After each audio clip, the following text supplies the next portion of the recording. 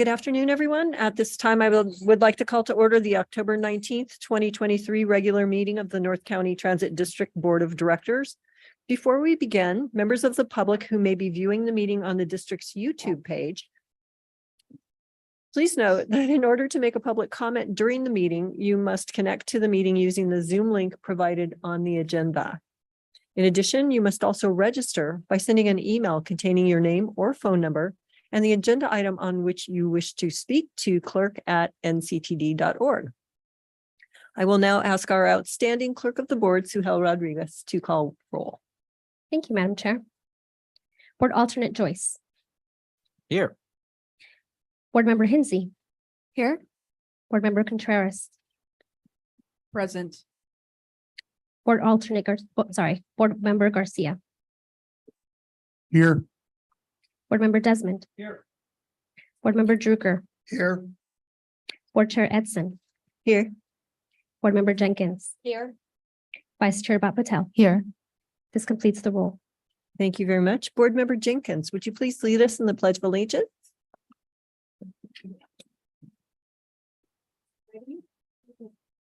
Pledge allegiance to the flag of the United States of America and to the republic for which it stands, one nation, under God, indivisible, with liberty and justice for all. Thank you very much. Suhel, please provide a safety brief and review evacuation procedures. In case of an emergency, I will dial 911. In case of an evacuation, please take the stairs. Do not use the elevators. Once clear to the building, please do not re-enter unless cleared to do so by emergency personnel. There are fire extinguishers and first aid kits on each floor of the building. There is a portable defibrillator on the first floor and staff on hand trained on CPR procedures if needed. This concludes my safety brief. Thank you very much. Are there any public communications for us today? No, Madam Chair. And have there been any changes to today's agenda? No, Madam Chair. Thank you very much. Before we proceed, I have a few quick protocol items to share. First, I ask board members to please hold your comments and questions until after each agenda item has been presented. Second, when the time comes for board member questions or comments, please raise your hand and wait until you're called upon to speak. Third, when it's your turn to speak, please turn on and speak into the microphone. I'm told that this will ensure that you're heard by those listening to our meeting online and also for the record for our minutes. The first item on today's agenda is a presentation about a potential art project proposed to be located at the Oceanside Transit Center pedestrian tunnel. This is an information-only item, so there will not be a vote required. Chris Orlando, our Chief Planning and Communications Officer, and Yoni Chulakova, did I get it right? Transit planner will be presenting this item. Chris and Yoni, you have our attention. Thanks very much, Chair Edson. I'm very pleased to be here today with you as the, share this, folks.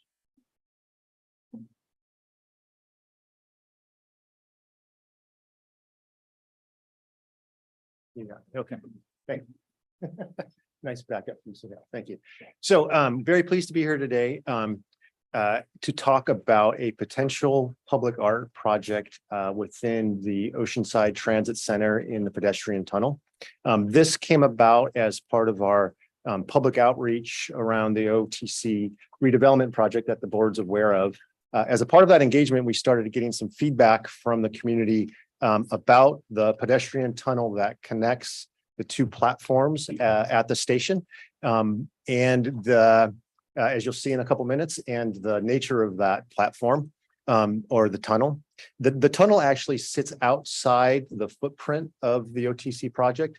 And so as we worked with the community members, we realized there was an opportunity here to do something in the near term to really improve the aesthetics of the tunnel and to turn it into something that's more hospitable and more fitting for our transit riders and for the community of Oceanside. And so what we're going to present to you today is what is the culmination of our engagement with the community in that area and Main Street Oceanside for a potential public art project within the tunnel. As I noted, we've been working with residents in that area, and then more formally with Main Street Oceanside. They are a community experienced community partner in community public art projects within Oceanside. They've done a variety of projects, which we'll show you. But the presentation today is to provide the board an introduction to this project. It is not an item that requires a board vote, but we wanted you to be aware of this and bring you up to speed. Next slide, please. So this is the project location. If you've not seen the tunnel in a while, this is what it currently looks like. So it is the tunnel, the pedestrian tunnel that connects the two platforms. Next slide. And just to orient you, this is what your experience is as you go through the tunnel. As you can see, this has been described as inhospitable. We tend to agree. So this is the area in which we would potentially pursue the art. Next slide, please, before we all get dizzy. And with that, I will turn it over to Yoni, who will describe the project. Thank you. So the real vision for this project is to ultimately create a better customer experience by making it more welcome, safer, aesthetic, and less prone to vandalism. This will be accomplished through both the art installation itself and including safety features such as cameras, speakers, and ideally light within the actual art project as well. All of these elements will be contained within the entire footprint of the pedestrian tunnel, including entry into the tunnel.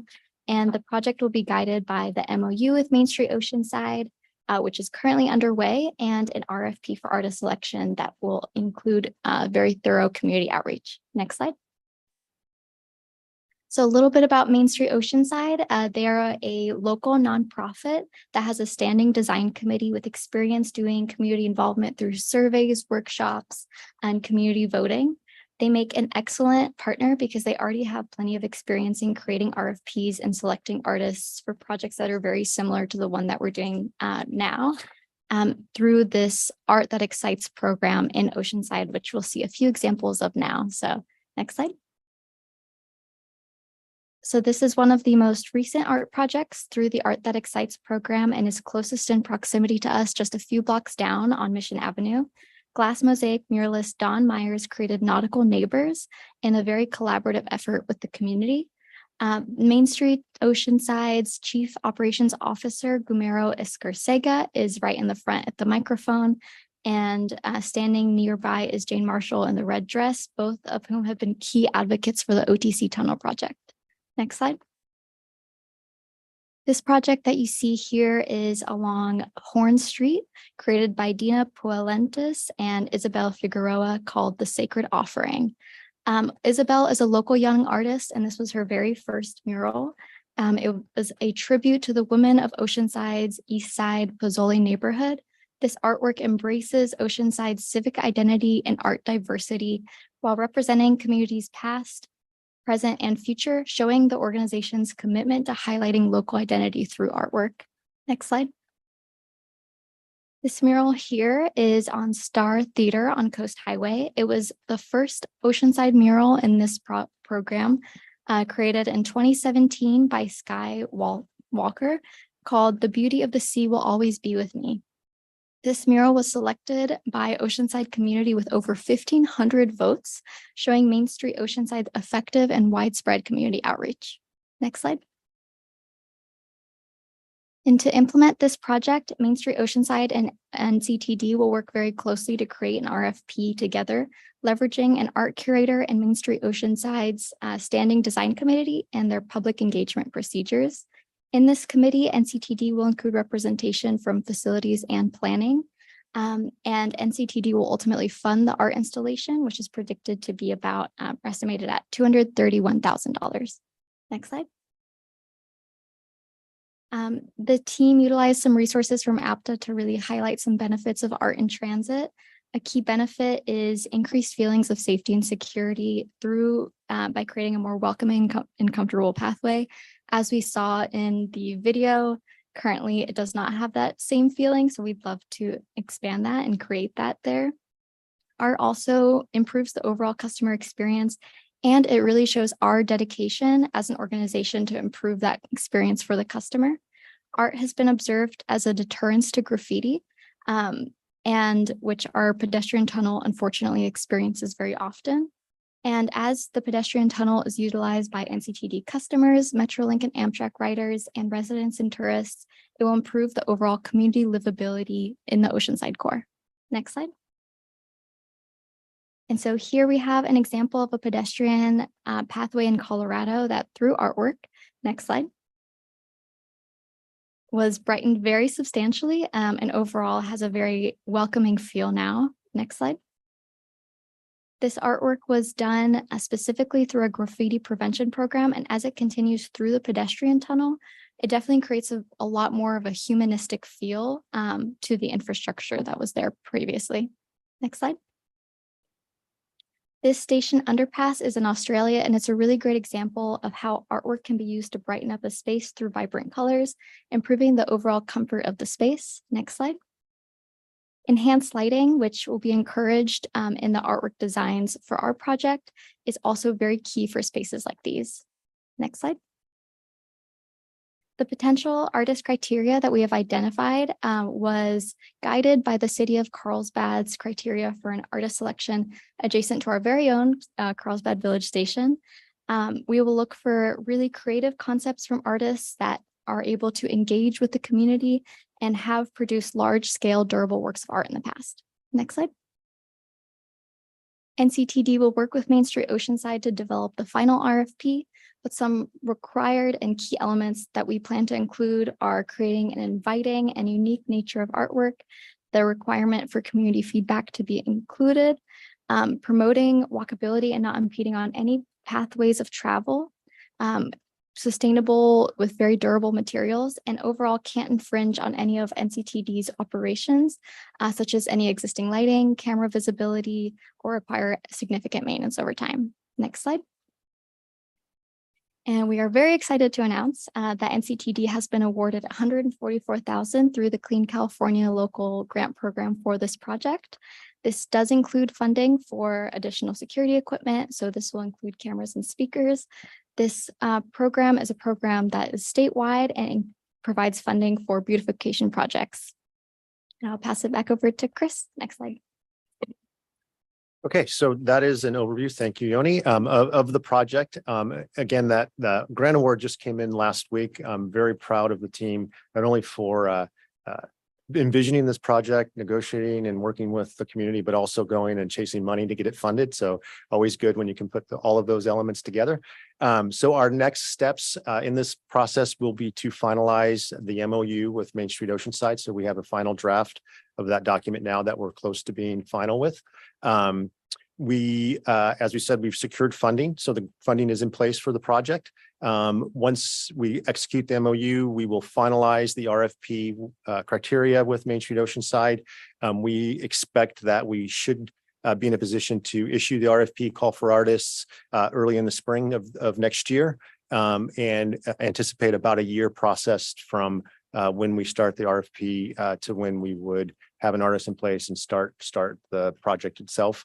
We anticipate by summer of 2025, we'd be complete. The grant itself, we have until June of 26 to complete the project through the grant, but based on where we are today, we think we'll be well ahead of that in terms of the timing. So with that, we'll open to questions from the board. Thank you both for that exciting presentation. I'm a big fan of offering and expanding public art in our communities, and I think that this is terrific. Thanks so much. Suhail, do we have any public comments on this item? No, Madam Chair. Thank you. At this time, public registration to speak on this item will end. Board members, do you have any? Oh, look at that. Everybody's excited too. So I'm going to start at the far end. I think the first, I will start with Eric Joyce.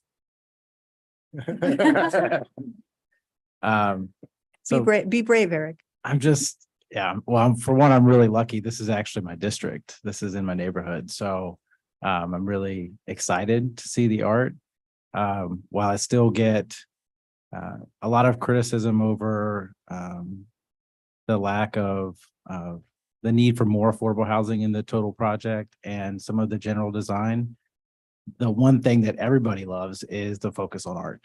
So I do appreciate that. The one thing I would ask is, to the best of our ability, if we could keep it for local artists to be preferred. I don't know how you write that in the RFP itself, but that would be my preference. Otherwise, thank you. Thank you so much. Director Garcia. Yes, thank you. I'm a proponent of public art. I love it. And I've seen the impact that it's had in Escondido. And so I'm looking forward to seeing it here and how that's going to impact. And I actually have an opportunity to periodically walk through those very precise underneath areas there, pathways. And something like this would be so much more pleasing, and it would give a different experience. So thank you very much. I am excited to see the day when we get to inaugurate that. Thank you. Thank you, Director Contreras. I think I saw your hand raised. Yes, thank you so much. Well, first of all, congratulations. Thank you so much to NCTD staff for going out for this funding and being successful in getting it. That certainly helps us with this endeavor. But I love public art, and I've seen it in my community and throughout the region. It really does enhance the experience. I'm curious though, on the RFP considerations, the very last portion that says artwork must not create significant ongoing maintenance costs or efforts. And the project must include a plan for maintenance, repair, and upkeep of the artwork. So I would ask for my first question, the way that it is now, approximately how much does that cost annually to cover graffiti? Do we have an idea? Yeah, that number wouldn't be broken out. It's part of our overall facilities work. So I don't know that we have a particular number for what that tunnel costs, but I can tell you that graffiti abatement is a pretty significant cost for the district, and not just in this area, but throughout the system. Right. And the reason that I asked for this particular area is I'm just curious of, what the quantity of create significant ongoing maintenance costs would be. Are we going to be utilizing anti-graffiti?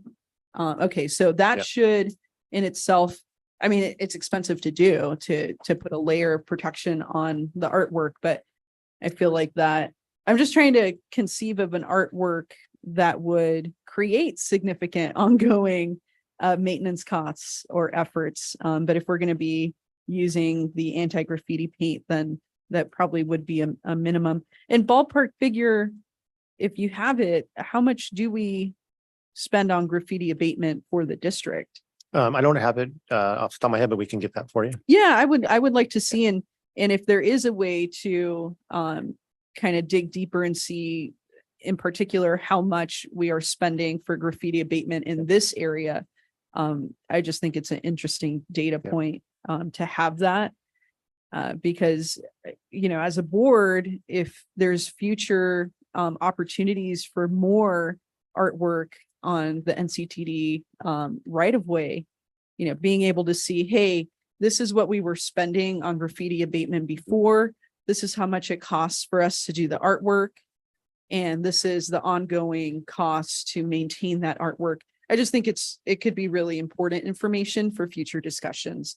Outside of that, this is great. And seeing that, this area, it just is a little bit more of like this brutalist nature, right? Of like concrete. So I look forward to seeing beautiful artwork. And I will echo board member Eric's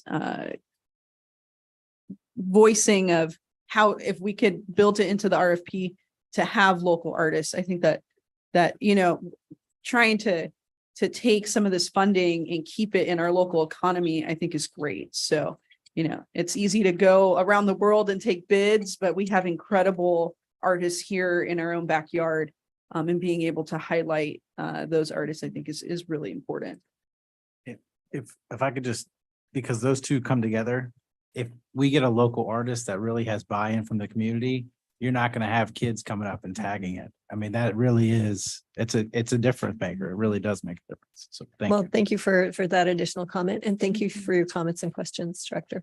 Director Drucker. Yep. So 231K is the total cost. No basically that's is what we're going to eventually, the artist will put that in, et cetera. And that is the total cost. And all, so part of that cost though is for the Oceanside group to pick the artist, correct? That's correct. Yeah, yeah. So- So I can give you the breakdown if that's Yeah, helpful. that'd be nice. There is a $10,000 for art coordinator to help select the artist. The Main Street Oceanside component would be 20,000, and then the artist supplies and fees and all of that is 165,000 of the amount. The selection process itself, because many of these artists do the spec work and the mock-ups, we take a finalist and you give them a little bit of money to do that work, is $8,000. And then we have within the proposal and within the grant, another 26,000. And that would be for the security features that we want to add as well, the cameras, lighting, those sorts of things that we would add in as well. So that's part of the 231. And who's the final decider of what the art will be? Dave Drucker is, no joking. So this was why we engaged Main Street Oceanside, because they have a process for selecting artists. And so we'll that's part of the function that we'll engage them to do. So that helps us make sure we have a local representation, helps us make sure that the art selected comes from the community. We'll participate in that process to make sure the district's needs are met, but that process will be led by Main Street Oceanside and be community. And the board will not have any say in this? The staff will be represented on Okay. the Well, panel. Yeah, I'm happy that the board is not going to have say. It is a politically fraught, to say the least. But to answer Corinne's question, an artist could propose something that's 3D or something like that.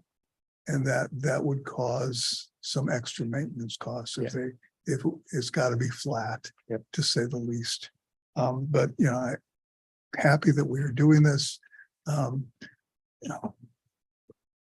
I can't downplay though the amount of vandalism that will happen no matter who you choose, what it is. It's ripe. It's always ripe. Thank you, Director Drucker. Director Jenkins? I just have one question. I was a little confused. Are we talking one artist or multiple artists? One artist, but there'll be a selection process. So they'll choose a group of finalists who will present some concepts, and then from there a concept will be selected. So one artist will do both sides of the whole. Correct. Okay, got it. Thank you. Director Hensy? Thank you. I'm really pleased about this partnership. I'm a former Main Street professional myself, and we always have admired the Main Street Oceanside program and Gumaro himself. I have a lot of faith in their abilities to carry this out professionally. I hope we can do a press release and let it be known that this is really good news. We received this grant and get a lot of attention on this opportunity. So we have a lot of great applicants.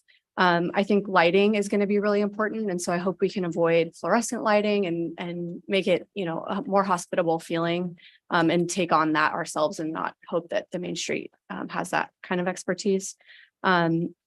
I do think it's really important, and I'm sure that they've already considered this, but some of the guidelines, like not including religious iconography, not including anybody's face, like maybe Eric Joyce's face, something that would be popular, but I believe you said you didn't want vandalism. but just having those guidelines in advance so that we can choose from RFPs, not have to eliminate anybody because they didn't know that there was some, something we discourage. And then I think that there should be the opportunity for a team of artists to put something forward. So we've had a lot of success in Encinitas with projects where we include the youth. And yes, there's one artist who's carrying out the vision, but they're allowing different young folks to come and participate in the execution or some of the design. So I don't think we should prohibit that there be a team of artists that can put a concept together. And that's all. Thank you. Very excited. Vice Chair Patel? Yes, thank you.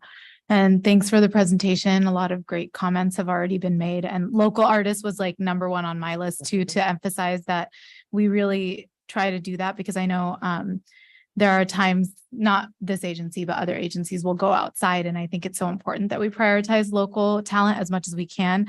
And I think if it's an Oceanside artist, even better, because it's that city, right? So that'd be really cool. The other piece I put in here, and I saw some examples out there, but it would be really cool to see, the diversity of the community reflected. Obviously, it's ultimately up to the artists, and I'm just throwing it out there, but it would be really cool to see that. The other thing that I was just curious about, if you could clarify, I know you mentioned it when one of the board members asked, but what was the amount that you said was designated to go to the artists that would be selected? 165. Okay, great. And then and obviously the time that depends on what they're going to end up doing, the scope of what they end up putting together. Correct. Okay. Yeah, and I also support the team of artists as well. I think it allows for different perspectives and, viewpoints and different ways for things to be portrayed. And I mean, art's so different, like in every shape and form, right? So I feel like it would be really cool to see if there were a team of artists that came by, like what they would come up with, and maybe it would maybe they'd be able to finish it up faster too. So but yeah, I think those are just all my questions and comments.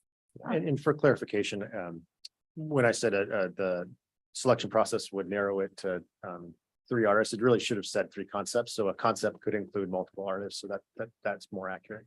Okay, yeah, it could include an entity. Right. Yeah, Like one Cool. concept is, something that incorporates youth. That could be a Yeah. concept. So. cool, thanks.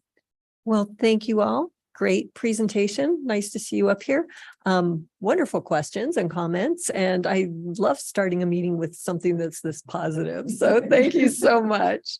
Okay, moving on. May I have a motion to approve the minutes for the regular board meeting of September 21st, 2023? Contreras moves approval. Motion by Contreras, Second? second by Jenkins. Please call the vote. Vice Chair Patel, I believe I was just about to ask Ms. Winfrey, do I have to recuse myself since I was at League of Cities? Can I still vote? Okay, then I will recuse myself from this. Thank you. abstain. Okay. Board Member Drucker, Yes, Board Member Hensy, Abstain. Board mem- Abstain, sorry, it's abstain.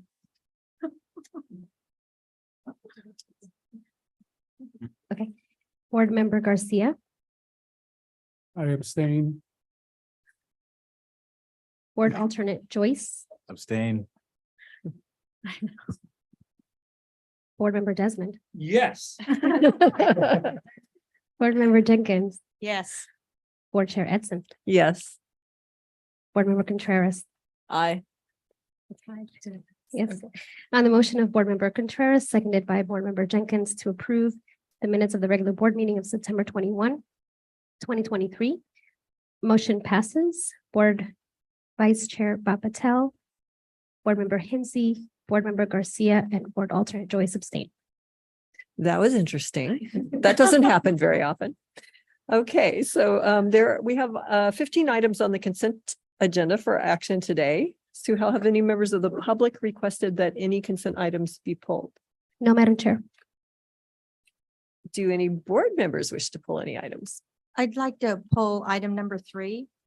Okay, pulling item number 3 for Director Jenkins And item number 12. and pulling item number 12 for Vice Chair Bhat Patel. Vice Chair Patel, Yes. Board Member Drucker, yes. Board Member Hensy, Yes. We don't have a motion or second. We didn't have a motion. We just pulled. No, that's okay. You're getting ahead of us, Suhel. my apologies. No worries. Okay, so items 3 and 12 will be trailed to the end of the agenda. May I have a motion to approve consent items 2 and 4 through 11 and 13 through 16? Move approval of the oh. balance. I'll second. Okay, who'd that motion come from? Director Joyce, and Director Hensy. Thank you very much. Please call the vote. Vice Chair Patel, Aye. Board Member Drucker, Yes. Board Member Hensy, Yes. Board Member Garcia, Yes. Board Alternate Joyce, Aye. Board Member Desmond, Yes. Board Member Jenkins, Yes. Board Chair Edson, Yes.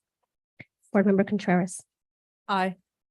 On the motion of Board Alternate Joyce, seconded by Board Member Hensy to approve consent items 2, 4 through 11, and 13 to 16, motion passes.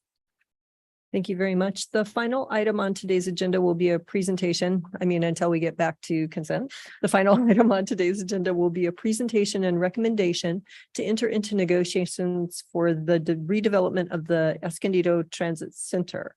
Lillian Duarte, our Director of Planning and Development, will be presenting this item. I believe that Board Alternate Garcia from Escondido may need to recuse. Okay.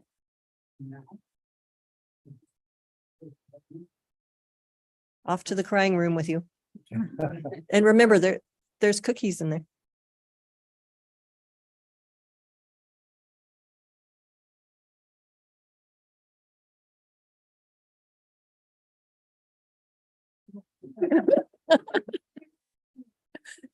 He knows. Thank you for your understanding. Welcome, Lillian. The floor is yours. Thank you, Chair Edson, members of the board. Joining me today is our Chief Development Officer, Tracy Foster, and from CBRE, our on-call real estate consultant, our Mike McShay, Executive Vice President for Public Institutions and Education Solutions, and Rosie Cooper, First Vice President, Capital Markets. Next slide. The board, through the adoption of Board Policy 33, created a framework for redevelopment projects that set forth three primary goals. The first is prioritizing transit. Our projects must make transit use for operations and emphasize the need for developing spaces that increase transit ridership as a priority. The second priority is fiscal responsibility. These projects must generate value by maximizing ground lease revenues. And the last is community integration. They must be compatible with local communities through engagement with them and consistency with local land use policies, design standards, and specific plans. Next slide. Redevelopment projects present numerous opportunities for the district, the communities we serve, and our riders through creating spaces that improve the station experience by providing on-site amenities and connectivity to existing multimodal pathways, and by cultivating a sense of place with ground floor retail and on-site residents, we improve the overall rider experience. Redevelopments provide NCTD with a long-term revenue source. They leverage our land values in positive ways to allow us to improve our facilities and address long-term operational needs. Finally, redevelopment serves the region by helping to address critical housing needs in a way that places our riders immediately adjacent to our modes. Next slide. For our communities, there are also multiple benefits. Our stations become not just a connecting point, but also a destination to dine, shop, live, and work. We create places that our communities can come to again and again. Through enhanced transit stations, we look to connect our transit riders more meaningfully to all modes of transportation, whether it be existing trails or pathways, rideshare, or one of our modes. In addition, we contribute to sustainability, allowing our riders to reduce reliance on their cars and make that shift to a sustainable culture. Redevelopments create economic growth by creating jobs, new housing, and office spaces that support local tax revenues. Next slide. CBRE has been NCTD's on-call real estate consultant since 2019. A task order was issued on October 26th of 2021 and later amended. CBRE supported us in the redevelopment of the Escondido Transit Center by performing a technical analysis, by holding development workshops to engage the development community. to develop and draft the request for proposal, and will continue to support us in the negotiation of agreements and through the construction phase. Next slide. The Escondido Transit Center includes 12.69 developable acres and is our largest offering. It is located less than half a mile from historic downtown Escondido. The Escondido Transit Center is a regional connector, providing access through our Breeze buses and through our Sprinter hybrid rail, a 22-mile corridor connecting the cities of Vista, San Marcos, and Oceanside to our coast. It also connects via rapid bus to downtown San Diego. In fiscal year 2022, the Escondido Transit Center provided 650,000 to 700,000 weekday rides on an annual basis. Next slide. A request for proposal was issued in October of 2022, and ultimately proposals were due on May 31st, 23 rather. Next slide. Our RFP echoed the goals of a board policy 33. Next slide. And our proposal required, consistent with our 2008 transit-oriented development study and our 2021 Escondido Transit Center master plan, that any proposal relocate the bus loop immediately adjacent to our rail platforms to streamline a pathway between our bus to rail modes. The image here was informed by our master plan to depict the opportunity that we envisioned for this site. Along with relocation of our bus loop, the RFP included the replacement or retention of numerous transit amenities. Next slide. Through the RFP, we expressed the importance of creating a sense of place that enhances the rider experience, such as green spaces, drought-tolerant landscaping, public art, wayfinding, and also encourage developers to reference Sandag's regional mobility hub strategy and mobility catalog to enhance the rider experience. Next slide. As our partners, the City of Escondido also emphasized their goals and vision for the site, pointing to the connection and extension of the downtown area as a key component. They also described a larger vision that the site would celebrate and complement the city's historic history and culture. The city expressed a desire, like we did, to enhance mobility for all modes of transportation. Next slide. Proposals were evaluated through a range of criteria depicted here that assess developers' financial strength and capability, on-site design, and proposed transit improvements. Next slide. A source selection committee convened to evaluate the proposals using the evaluation and scoring criteria from the last slide. The source selection committee was comprised of 5 members, 4 NCTD staff members, and 1 member of the city. Next slide. The SSC process is a 5-phase process, which includes internal review, interviews, a request for best and final offers, and multiple rounds of scoring. This process led us to our final phase, which is our recommendation to you, our board. Next slide. Today, we recommend the approval of Toll Brothers Apartment Living and Waterford Property Company as a general partnership for the redevelopment of the Escondido Transit Center. The combined experience of these 2 developers brings forward an expertise from across the nation, the region, and within the city of Escondido. They are experienced with different product types, as well as projects of a similar size and scope as the Escondido Transit Center. Jointly, they present a very strong fiscal capability and capacity to secure funding necessary to deliver this keystone project. Next slide. The proposal includes a base rent of $150,000 annually, which would be escalated on an annual basis at 3%.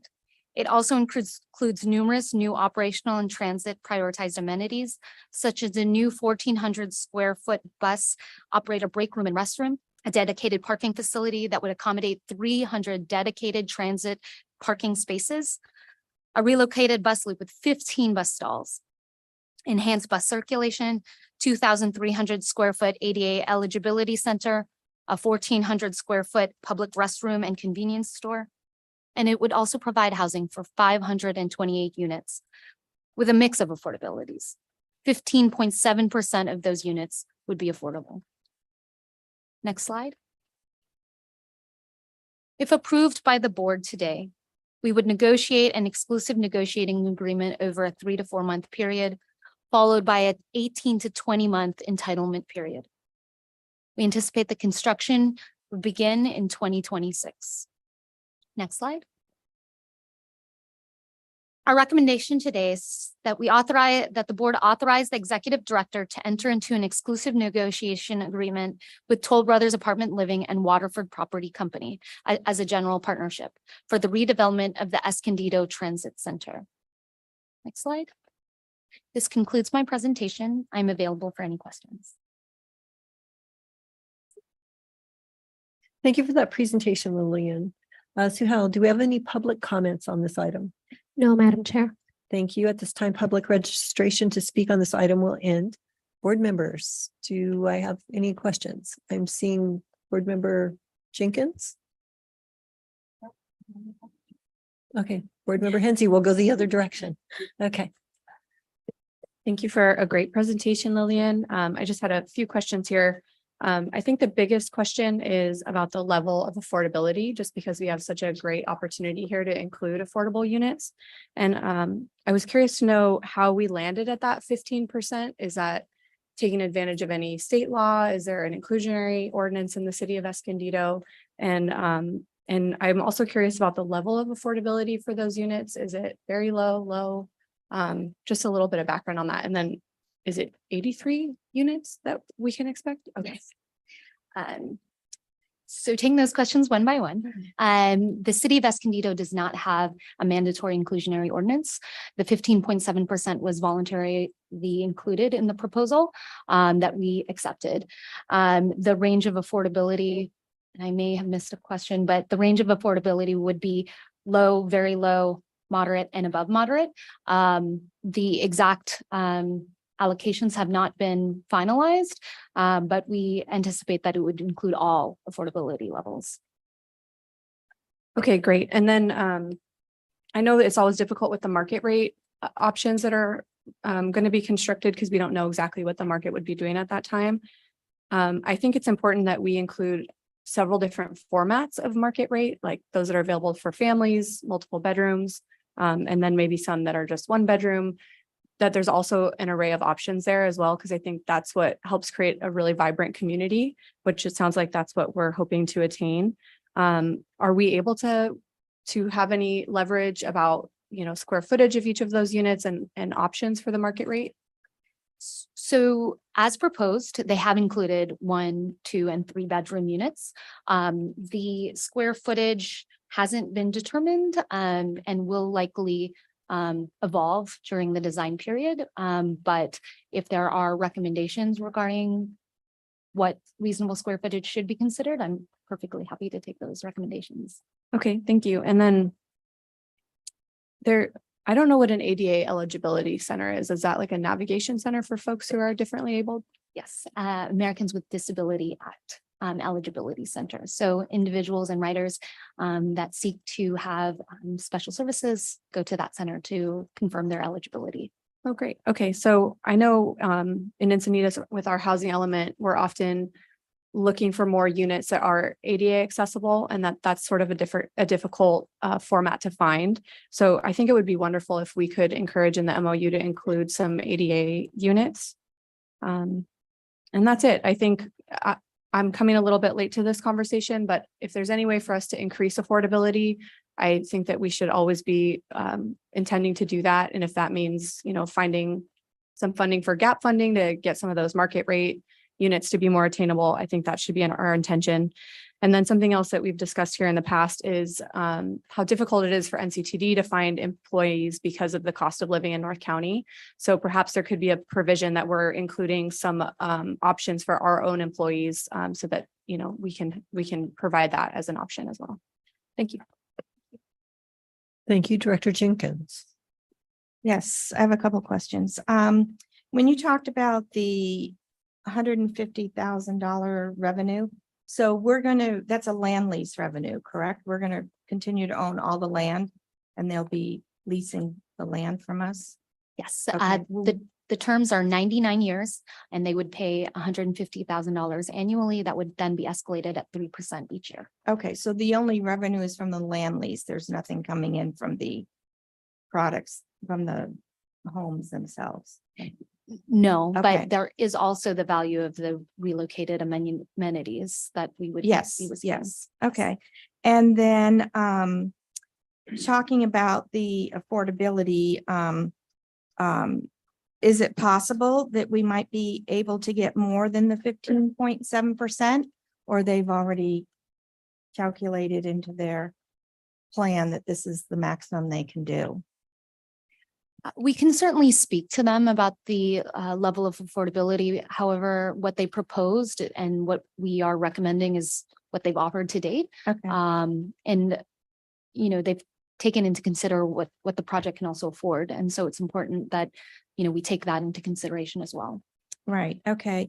And then these will be rental only properties. None of this will be for sale, correct? Yes, that's Okay. correct. And then, so if there's gap funding needed for this project to happen, the developer will be working with the city to come up with that gap funding. We wouldn't necessarily, as an agency, be coming up with that gap funding in any way.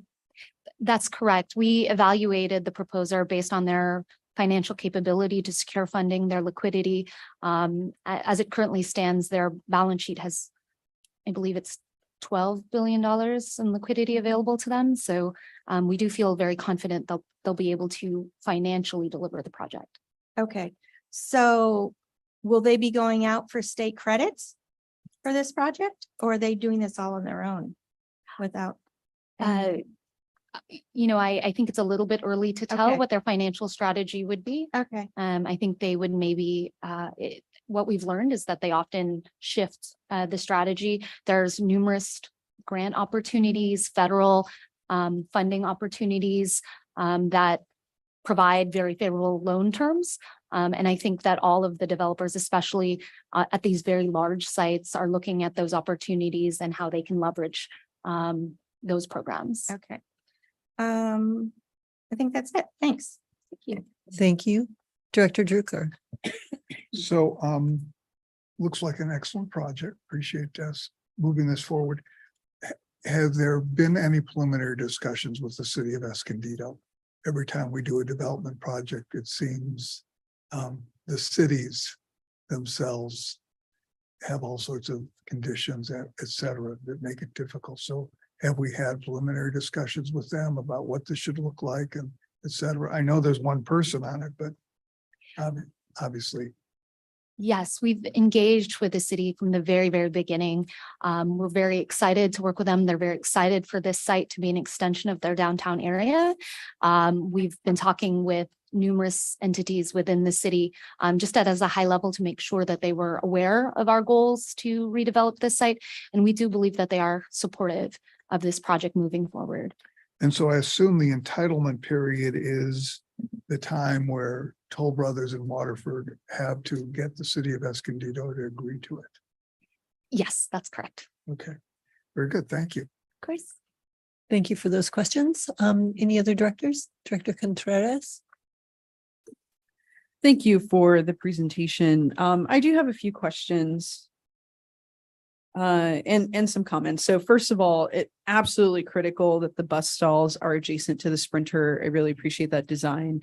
As someone who has had to transfer from the Sprinter to the bus and vice versa, it can be really difficult to get, from the Sprinter. There's a lot of people on it getting off, and then you're like basically running.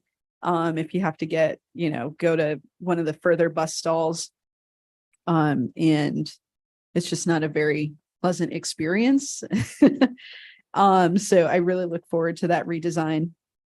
When we're looking at open green spaces, I think it's also critical that as our climate gets hotter and hotter, that we're providing shade in the form of natural shade. So you could still do drought tolerant California native plants, and you can have shade and color without a lot of water. So I think it's absolutely critical that we start to shade our transit stations a little bit more.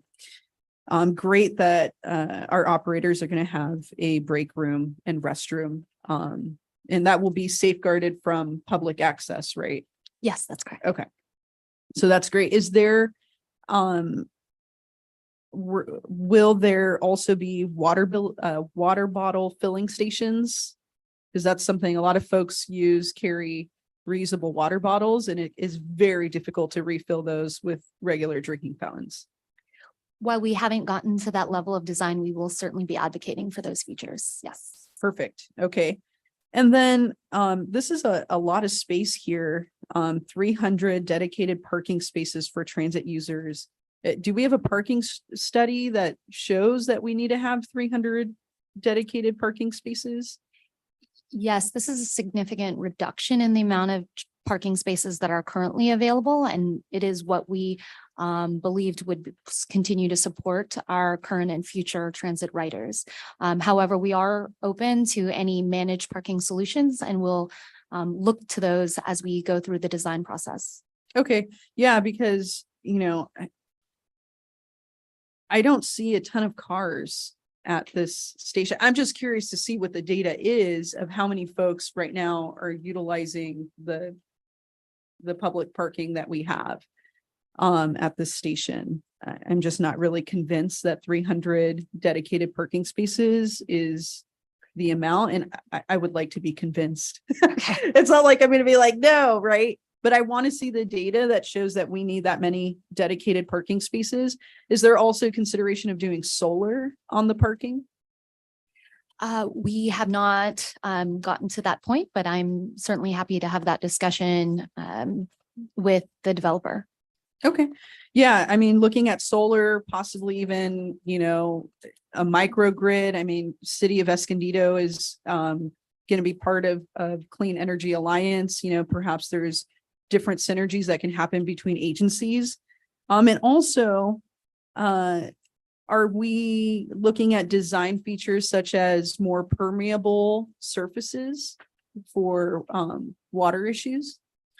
Oftentimes that is something that we work through with the city. There's quite a few cities that have ordinances about using pavers and a certain amount of coverage. So as we move forward in the design process, we will certainly be looking at those options. Okay, yeah, because even if the city doesn't have something like that, I think it's just for resilience purposes. We're seeing more and more of these one in 100-year water events that are now becoming, every other year. And every single one is like a record shattering type of thing. So just keeping in mind that, impermeable surfaces, it makes the problem worse. And you do have that creek too, right next to the Sprinter. So just trying to, maybe even mitigate some of the water with, bioswales, looking at California native plants. I want to echo one of the comments from board member Hinsey about our NCTD employees. This is something that I've been bringing up for a long time. If it's very difficult for us to have the number of bus operators and service workers and mechanics, I think it's really important for us to be able to look at providing a benefit package for folks that will include affordable housing, since we are redeveloping our property.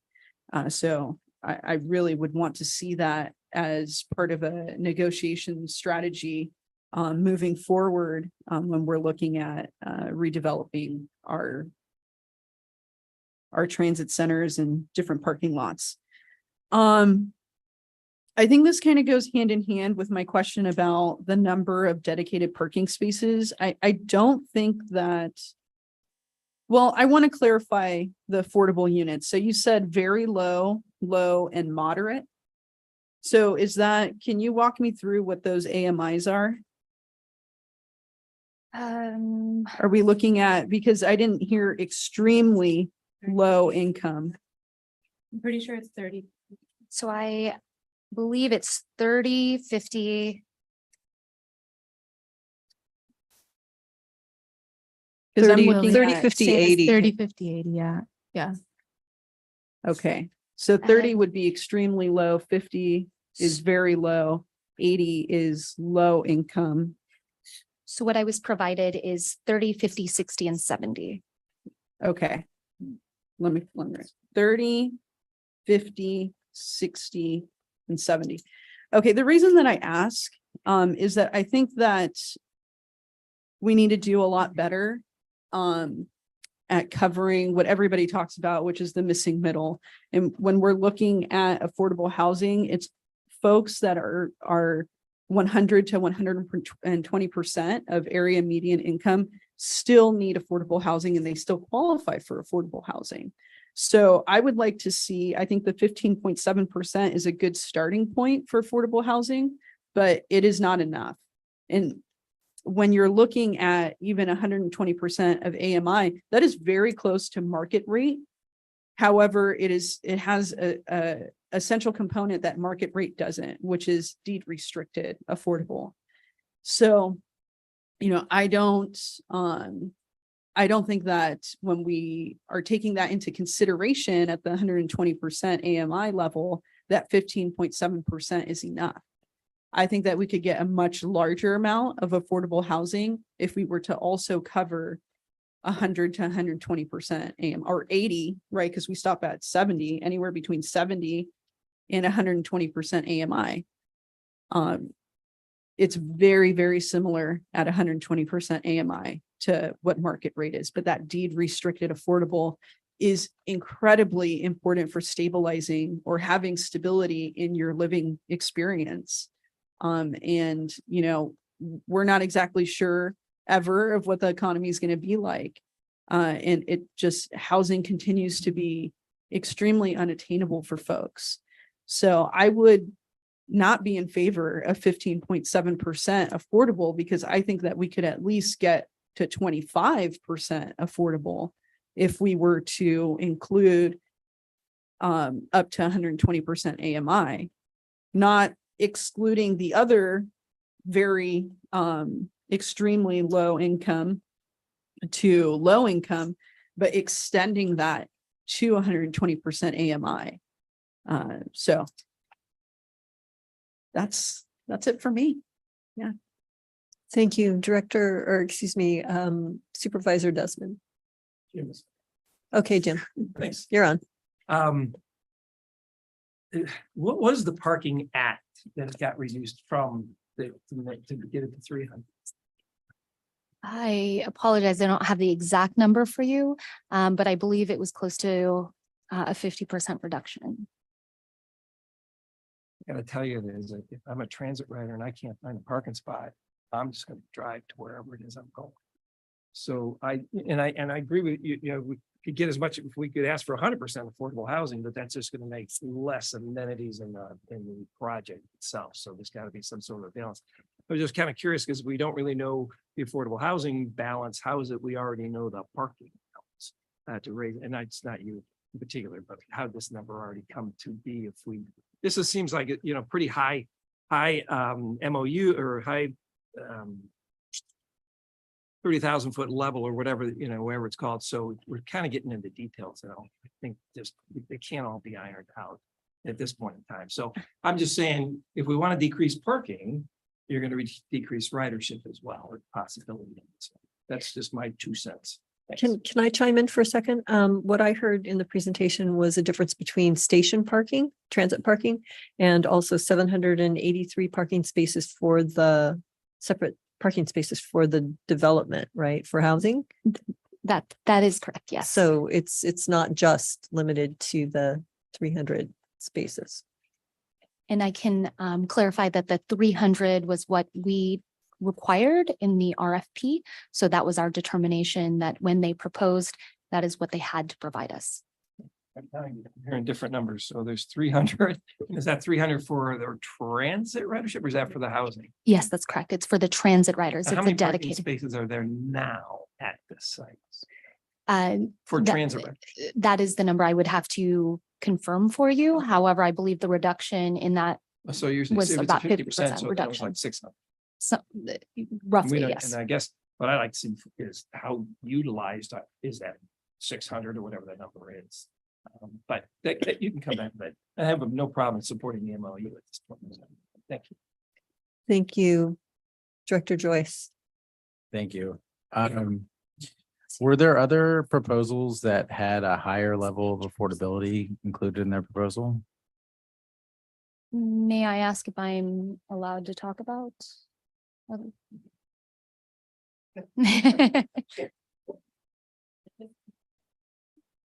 a negotiation agreement. And so there's, some likelihood, there's some possibility, very, unlikely, but some possibility that we would have to go to the next proposer in line. So I think to reveal their proposal at this stage would be potentially prejudicial to them. How long is the affordability covenant for those units that are proposed? I would need to get back to you on that. I apologize. I'm not sure. Typically, they are deed restricted. And for a period of time, 50 years or more, but I would need to confirm. I'm just curious because the lease is 99 years and sometimes they do like 55 years. So just making sure that everybody knows what they're getting into on that side. Do we know the income levels of the area that surrounds the transit center or the rents that are around that area right now? Yes.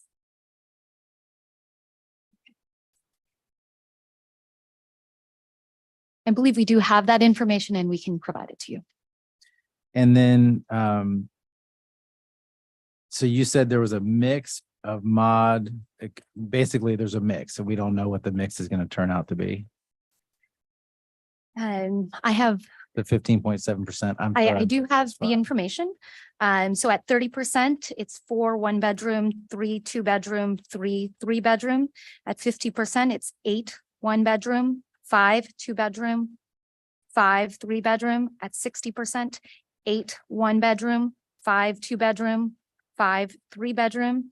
At 70%, it's 18 1-bedroom, 9 2-bedroom, and 10 3-bedroom. Okay, so the moderate, there is a significant amount of that is actually moderate income. Yes. Okay. I think it's an important factor to consider because when we talk about hitting your RENA numbers, the moderate really doesn't do the same that we need. We really do need very low and low. And if this is locked in at this agreement today, I think that's concerning, especially considering the need in the local area. So I would just express concerns because it's hard to get it changed after from personal experience. And so I would just caution that this is a really important factor. As an alternate, I would look to you all's leadership and what you'd like to do today, but it's certainly concerning. If I may, Board Chair, to answer the question related to the other proposers, I've just confirmed that there were no other proposers. We only got one proposal. Director Contreras. So I also have another question regarding bike facilities and connecting the site better to active transportation uses. Is that going to also be part of the plan? Because I haven't seen that. And obviously, like Board Member Desmond said, this is a very high level overview, but it almost feels like it's so high level that we don't have enough of the details to really I don't feel comfortable with the proposal that's in front of me, even though we only had one proposal.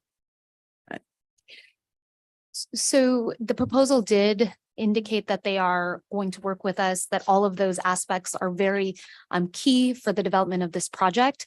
So there were discussions about improvements to the inland rail trail as well as bike amenities. And what we have experienced with Toll Brothers is that as the process evolves, more and more of those amenities are clarified and they are included. Tracy, did you?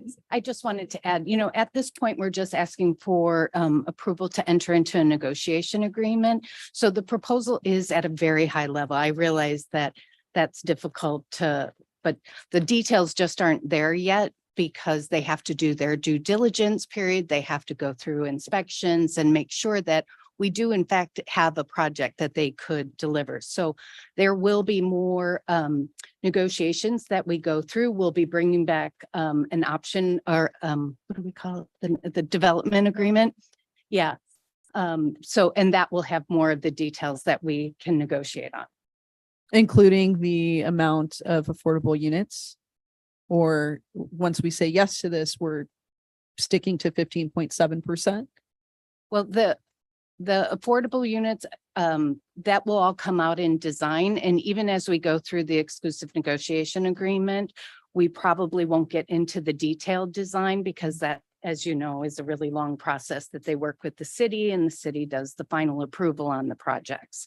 Ultimately, with the affordable housing and the numbers that we end up with, it largely depends on the bottom line, right? Right now, we talked about the $150,000 as the revenue. If we start to change those, that impacts everything. The overall revenue from the lease stream as well. Okay, follow-up question is, so how many acres is this project? 12.6. Okay. And so is 150,000, I see that we're going to have like a 3% escalation annually, but is 150,000 a market rate amount for that amount of acreage? So it's not just the 150,000, it's also the value of the new facilities that will also be receiving that support. So that relocated bus loop, the bus operator facility, all of those things are also taken into consideration when we assess the value that we're receiving.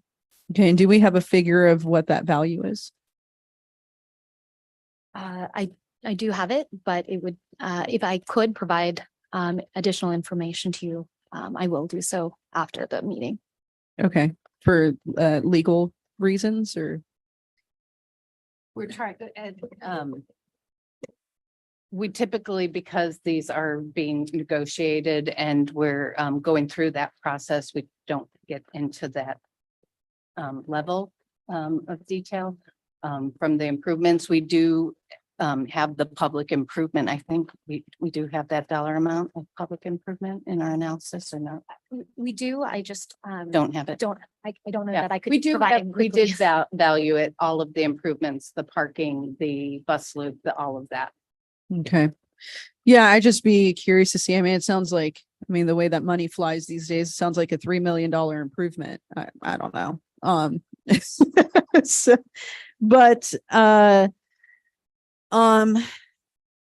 and just the reason why I'm, harping on the 300 dedicated parking spaces for transit users. I understand that, if some folks may drive to use transit. I personally, in my experience, I use a lot of transit and I don't see a lot of people parking here.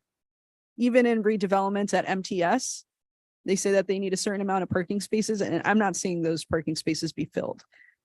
If we had the ability for the developer to pencil out more affordable housing by taking some of that dedicated parking space for transit users, then I think that we could have potentially a better project. But not having that data makes it very difficult for us as a board to have that discussion, right? So I understand it's difficult to have that discussion at this level, and we're just trying to say, hey, yes, let's move forward and have this negotiation. But I think that there are certain criteria that could be changed in this formula to help us get more affordable housing on this property, because I've seen different proposals for a certain percent of affordable where they're not using public space and they're using land that they are purchasing and they're still looking at dedicating a certain amount of affordable. This is public land. And I would think that, we would want to have a higher level of affordable housing. I think 20% would be the minimum, and we're almost there, which is why if we didn't need 300 dedicated parking spaces, we could maybe add a little bit more affordable housing, even if we do it to that 120% AMI, which is still providing the revenues necessary for certain projects to pencil out. So that's, Thank you Yeah. for those comments. Before I move to Director Joyce, I believe that our general counsel has some comments. So I just wanted to make one clarification regarding, well, a couple of clarifications actually, but one of them related to the action item today. So this item is requesting that the board approve an exclusive negotiating agreement. And so, as Tracy alluded to, this is very high level right now. We have, a base proposal, of a pro forma that's sort of, trying to pencil out what this might look like. What it looks like, in the proposal today is probably not what it's going to look like exactly when this comes back to the board for actual approval. And so there's the ground lease that would have to be approved. That's not here today. There's a disposition, a development agreement that has to be approved by the board. That's not here today. This is just authorizing staff to proceed with negotiating with the developer toward a project. And I think this feedback obviously is very important for Tracy and her team, Lillian, moving into those negotiations, because we're getting a flavor from the board as to, what the board is looking for on this particular parcel. And so I just wanted to clarify that for today, this is fantastic. This feedback is great. This is exactly what they're hoping for as they lead into the negotiations, but the board is not approving the project today. It's only the ability for staff to negotiate. So that's the first item. The second one, I just wanted to clarify one thing, and that is related to, whether or not the district can set income levels for affordable housing. I think that was proposed, or that's what I heard. The district obviously does not have the authority to do that. I believe that HUD sets those income levels, and then those are adopted in various ways by local housing authorities. And so I just want to clarify that in case that was on the table for something that was being proposed. Thank you. Did that help answer some questions? yeah, I mean, I definitely, I want to be extremely vocal about what I want to see here, because this is an area that I'm very familiar with, because I have to use it to go down to San Diego, right? So I just think that this is such a large area to redevelop, and we could do a really great job. And the need for affordable housing is not decreasing. It is only going to increase. So if we could, this is a great base to start at, but there's so much more improvement that we can have. And hopefully, with staff hearing the concerns of the board, that's something that, would be taken into highest priority in these further negotiations that would happen. So thank you. I appreciate it. Thank you, Director Joyce. When would the redevelopment agreement, when would you anticipate that would come back? Like, we're talking a year, 2 years, 6 months? Because that's when we'd have more actual details. So we anticipate probably within the next about 8 months to do the due diligence, negotiating the initial negotiating agreement, and finalize some of the details as they move forward, as well as negotiate a development agreement and ground lease that we could then bring forward to you. So just to muddy the waters a little bit, this is a lot of land. It may be a way to increase the affordability would be to set aside some of this land for affordable housing developer to do a 100% project. And I realize that that's not on the scope tonight or today, but there are groups that are very good at doing that and they can get it done. Whereas you might have even more challenge getting it into a project that doesn't see that as a top priority. And also, I believe that those affordable housing providers that do 100% have access to grants, and they're a little more in the financial end of being able to make affordable pencil, which is important. Didn't work for my city, but we're too small. Yes, Director Desmond. Move to approve the item. Well, thank you, but I haven't had my comment time yet. I have my motion out there. Okay, well, thank you very much for that. So I just wanted to echo some of the comments that were made here today by the directors, and thank everyone for the robust conversation and really digging into what we think we'd like to see happen with that, and what we believe would most benefit the community of Escondido and transit riders in general. So I definitely support what I'm hearing with an increase to affordable housing and ADA units if possible, to workforce housing if we can make that happen, because this is something that we've discussed many times, and we talk about the need to fill jobs.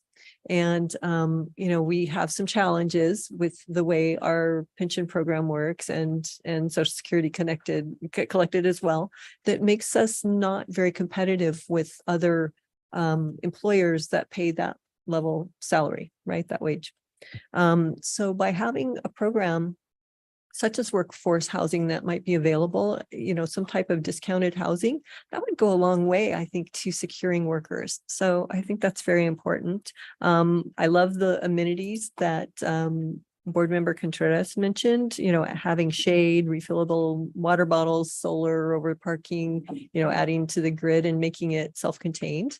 I think that these are all terrific things that we're talking about. And I hope that this conversation does go strongly to Toll Brothers, and it's Toll Brothers and thank you, Waterford. Okay. And that they take it to heart and see what they can do to make it pencil for them, and so that we can continue the negotiations and get to the finish line on what has the potential to be a really excellent project.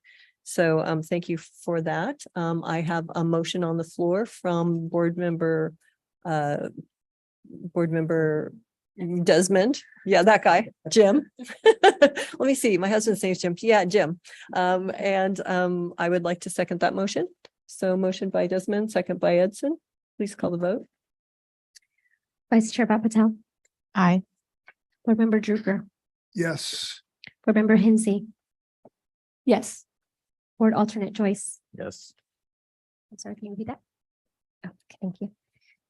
Board Member Desmond, Yes. Board Member Jenkins. Yes. Board Chair Edson, Yes. Board Member Contreras. Aye. On the motion of Board Member Desmond, seconded by Board Chair Edson, to authorize the Executive Director to enter into an exclusive negotiating agreement with Toll Brothers Apartment Living and Waterford Properties General Partnership for the redevelopment of the Escondido Transit Center. Motion passes. Board Member Garcia has recused himself from this item. Thank you very much. And Board Member Garcia is being invited back. Okay. So next on our agenda, we had two items that were pulled from consent, item number 3 and item number 12. Board Member Jenkins, you pulled item number 3. Yes, and I apologize. I meant to pull board item number 2. Okay. So I'll motion to approve board item number 3. Second, Contreras. Okay, please call the vote. Whoa. I have a discussion. I was gonna have a comment on item 3 and I got pulled. So Okay, so I didn't pull it. it's your chance. Okay, I appreciate, item 3 is basically our monthly ridership comparisons. What we used to have in there, and I haven't seen it, maybe it's been out for a little while, but right now we see the comparisons from month to month, like this August of 2023 versus August of 2022. And what I'm missing is what was our ridership pre-COVID?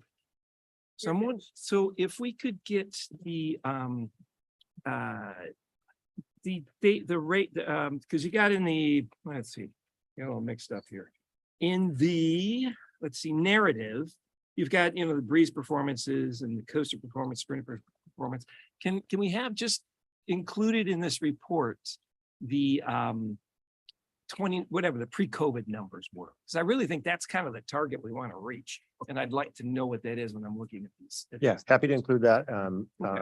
I can tell you for the end of the fiscal year 2023, we were at about, for Breeze, we're at a little bit above 70% pre-COVID. For Sprinter, we were at about 53% and Coaster 58%. And so that was at the end of fiscal year 23, so end of June. All right, well, can we look to I don't know what, but if you're looking at whatever, the next month would be September, I guess, the next report. Correct. Because it was for August. So September 23 versus September 22 versus September 9 of 2019.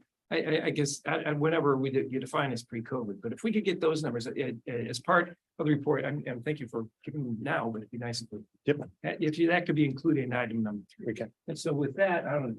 We had a motion by Jenkins and I believe a second by Contreras. Is that Yeah. correct? I have another question because Oh. I too was all mixed up and Lori pointed out to me, it wasn't 2, it was 3. I wrote the wrong thing down. So my question really was on 3. So I'm wondering if you could explain, as I looked at the attachment 3A, I saw a lot of red dots this time compared to August of 22. So I'm wondering if you can kind of touch upon what happened in August that we didn't hit our numbers, because I think there were a couple things that happened. Yeah, so there were a few things happening in August. Generally, August is seasonally a down month for us, so that's true. But the numbers you're looking at are August to August, so that doesn't necessarily account for the red dots.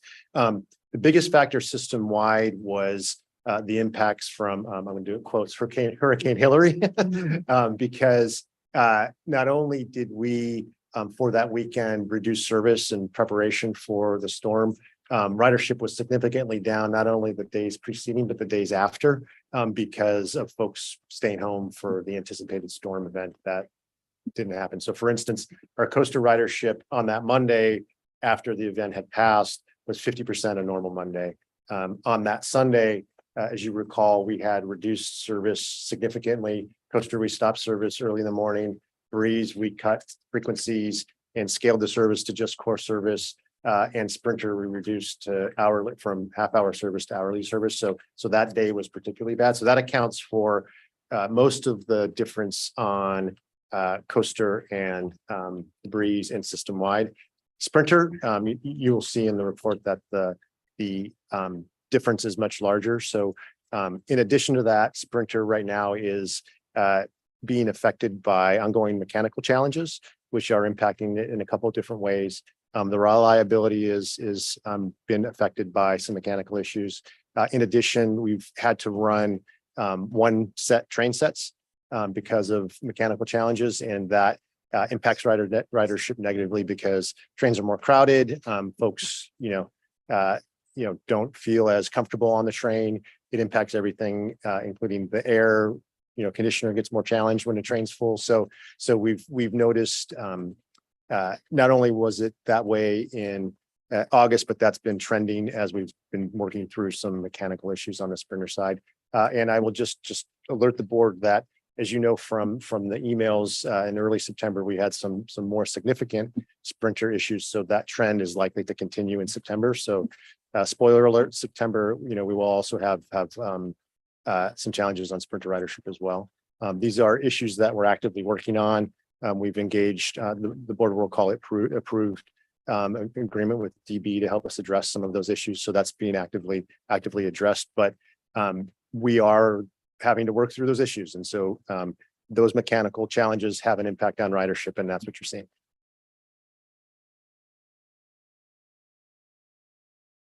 Director Contreras? Sure. I just have a comment. So you said that Breeze is at 75% pre-COVID? 71%. That was FY20 and end At of June, FY23. right. Yeah, June. Okay. And how many of the lines are still not at the same frequencies as pre-COVID? So we have 3 that we will return. So we returned to frequencies on 2 in August, or I'm sorry, October, just last Sunday. And then in April, we'll return 3 more. And then at that point, we'll be back up to our full service levels. And those frequencies were at 30-minute intervals or 15? 30, and they went to 20. Is that right? Opposite 20 went to 30. Yeah. Sorry, I said Okay. that wrong. So, that's one area where if we're at 71% with more frequency, you're going to probably see a lot more ridership. But some of these bus routes are really struggling for frequency right now. The 303 bus being something that you all have heard me talk about, that gets jam packed.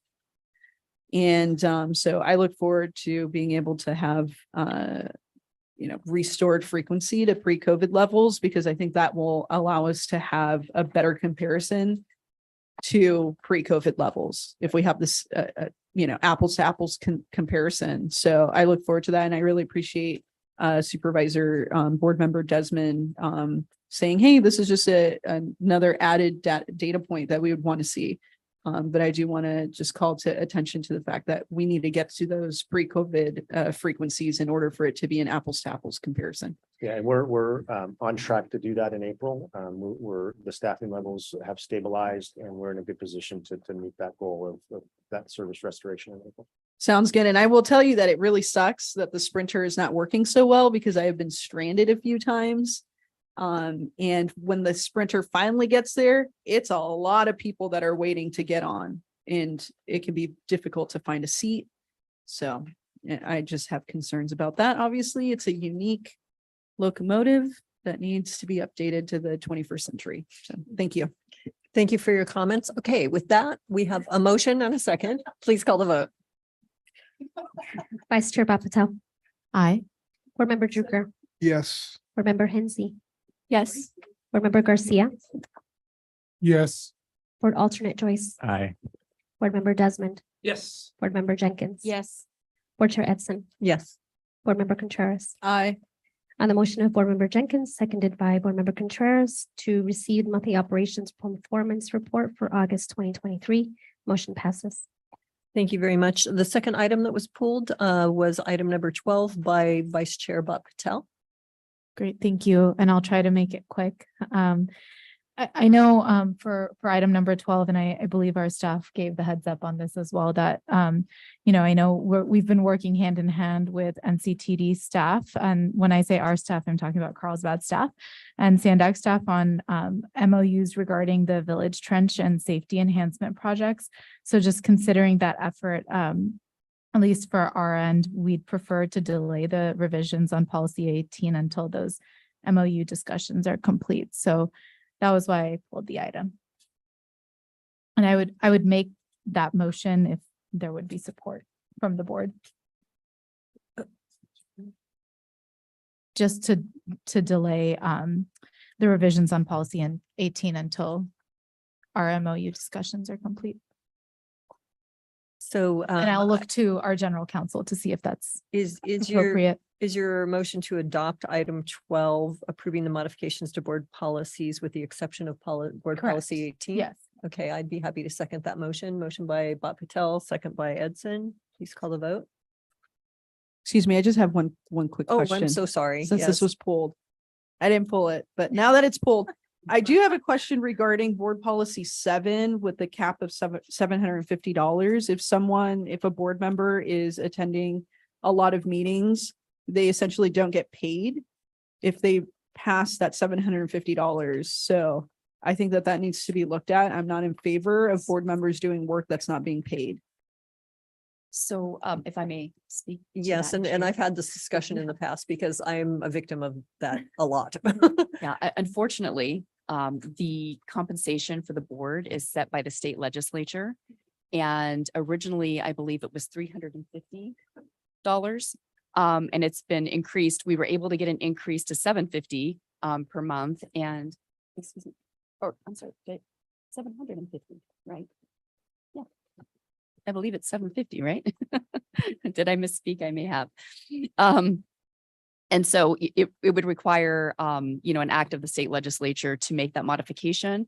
And I know that Board Chair Edson has had that conversation with Chris and his group, Mary Dover, our intergovernmental affairs officer.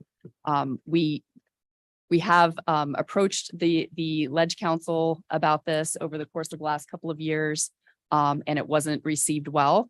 And so I think it's something that we've had on, kind of on the radar for, future legislation that when the time is right. Okay, so just real quick. So is this part of our legislative advocacy? Because I haven't seen it on the list of items. And if it's not there, then I think we should add it. I do not recall as I sit here today. Actually, we had an item earlier. I believe it was on the executive committee. Let me just check my notes real quick. It's not. Yeah, I didn't It's think it not a was. part of the legislative act. I think because it's so important, if, I would be happy to see that on there, even if we can't get any headway on it, but at least if it's part of what we advocate for, because it is not fair that we have board members that are doing a lot of work and then they're capped at $750. Because it's So just I unfair. believe since we passed the legislative agenda in the passing of the consent, we'd have to bring that back for. the Yeah, next even, meeting. even just the next time that we talk Okay. about it, just so that people are aware, because if we are going to advocate for that, it should be reflected Yeah. in our advocacy. So we typically do the legislative agenda annually, so that would mean it would come back next year. That's fine. If that someone included. wants to bring it forward, go ahead. Okay. But We can do I that. just wanted to call that out because I know it's not on there. And could Thanks. we possibly amend what we passed for our legislative agenda for the year?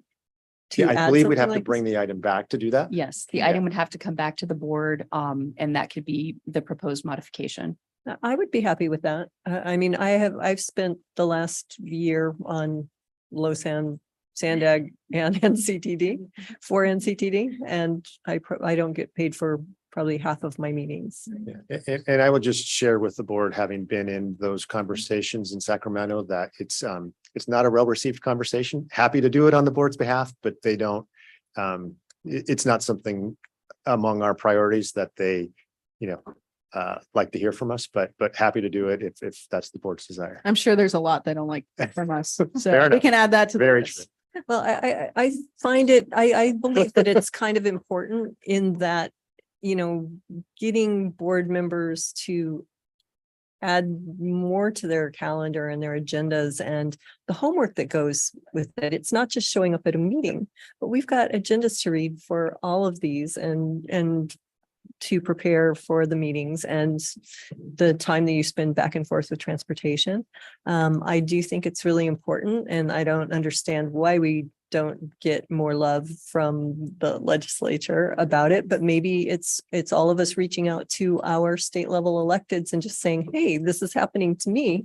How would you feel about Board Chair, not getting paid? if I may, Yes, ma'am. for this particular item, since that's not I'm on off the the agenda agenda. today, Yes, ma'am. would you just direct staff to bring this back to the board? I would at a later direct meeting? staff to bring it back to the board Thank at a you. later meeting. Thank you. I'm off my soapbox now. I was joining one of my colleagues here. So, okay, so we have a motion and a second. Please call the vote. Vice Chair Patel, Aye. Board Member Drucker, Yes. Board Member Hensy, Yes. Board Member Garcia, Yes. Board Alternate Joyce, Yes. Board Member Desmond. Yes. Board Member Jenkins, Board Yes. Chair, sorry, Board Chair Edson, Yes. Board Member Contreras. Aye. On the motion of Vice Chair Patel, seconded by Board Chair Edson to approve consent item number 12. Motion passes Thank you very much. Do we need to then discuss board policy 18? with the exception of Board Policy 18. Exactly. Thank you. Okay, so separately, we need to discuss board policy 18. Is that correct? So the substitute motion was to approve the resolution that is identified in agenda item number 12, with the exception of board policy 18, that was requested by Board Vice Chair Bhat Patel to be brought back at a later time once their MOU is executed. And that was the motion on the floor. Okay. And so we have voted for that and approved it. And now we've Okay, you can concluded. go home now.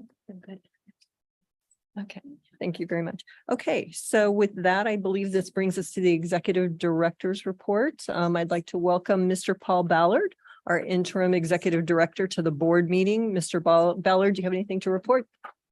Madam Chair, I'll be very brief. First of all, I want to thank you and the members of the board for selecting me and trusting me with this position. It's an honor for me to be here.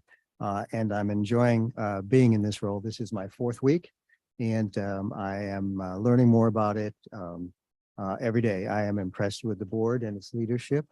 You do wonderful work, and I'm proud to be a part of it. I'm also very impressed with our management team. You can be proud of the management team, as you could see their presentations here today. They do a wonderful job for you, and I've been doing this a long time, and you have a great group of management folks here.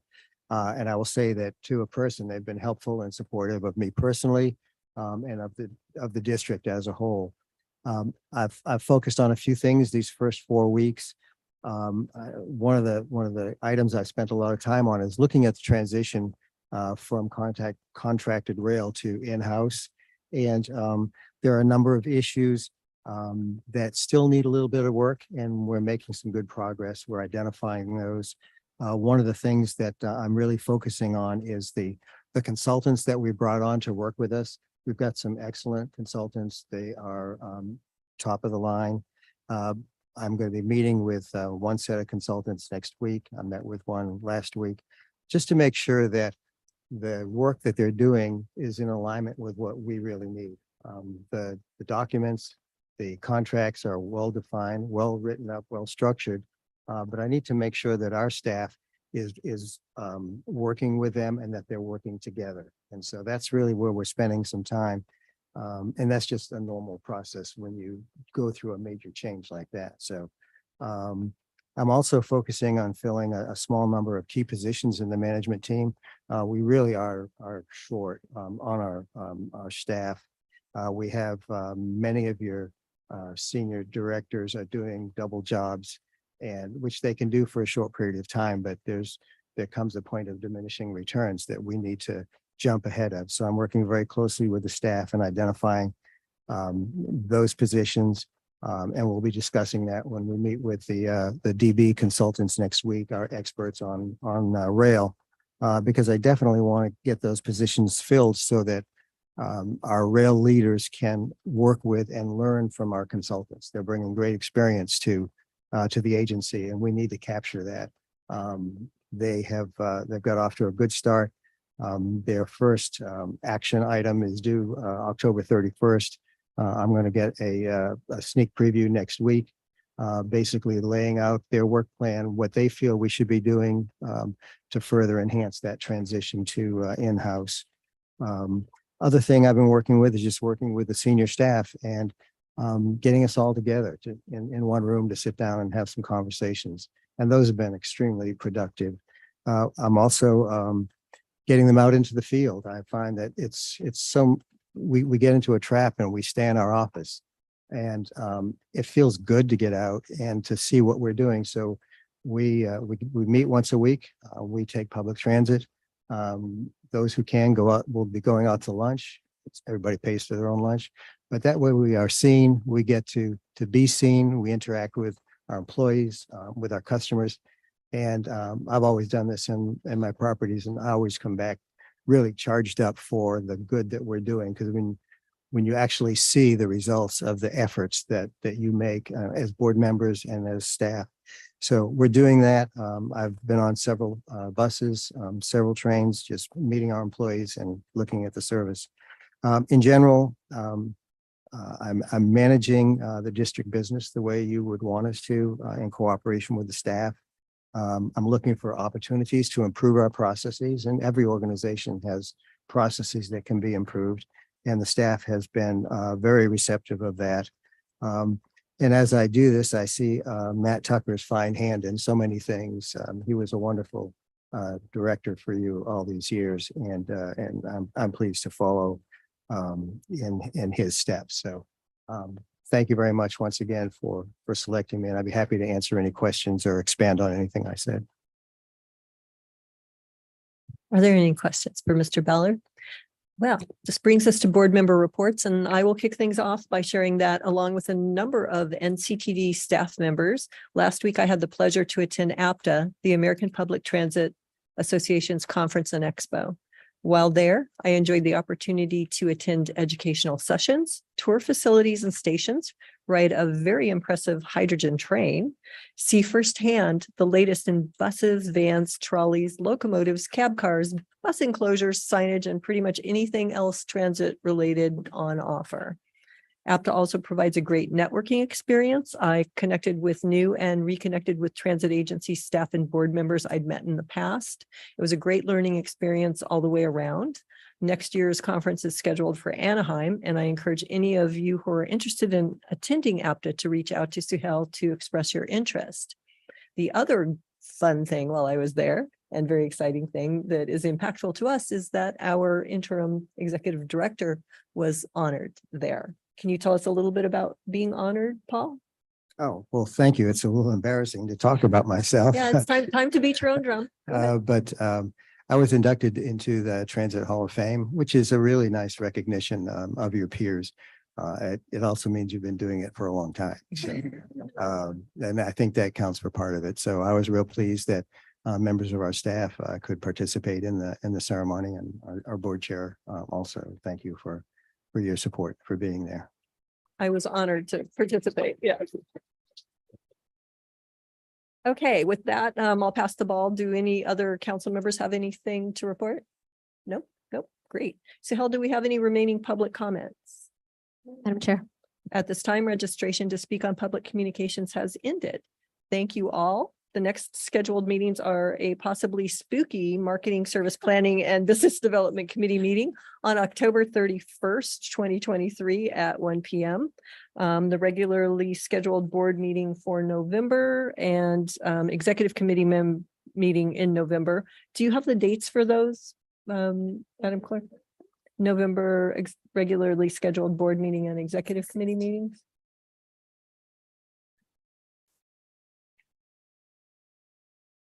There's an executive committee meeting on November 6th at 11:30 a.m. And November 16th, Thursday is the regular board meeting at 2 p.m. And November 28th, we have a special board meeting at 10 a.m. So our plates are full, you guys. Roll up your sleeves. With that, have a happy and safe Halloween, everyone. This meeting is adjourned.